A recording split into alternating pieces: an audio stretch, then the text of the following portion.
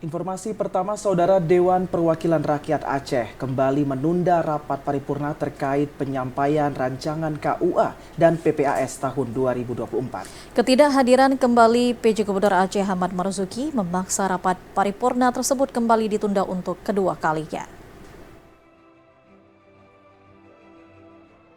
Dewan Perwakilan Rakyat Aceh (DPRA) kembali menunda rapat paripurna tentang penyampaian rancangan kebijakan umum anggaran atau KUA dan prioritas plafon anggaran sementara atau PPAS tahun anggaran 2024 pada Jumat 25 Agustus 2023 lalu.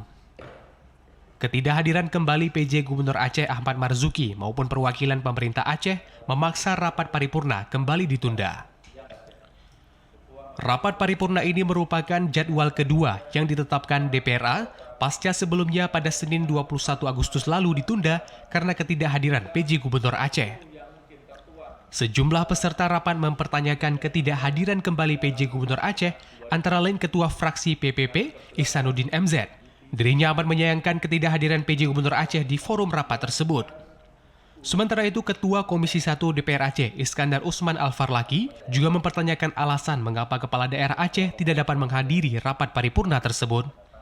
Di sisi lain, Ketua Fraksi Gerindra, Abdurrahman Ahmad, mengusulkan agar rapat kembali ditunda karena pihak eksekutif tidak dapat hadir di ruang rapat.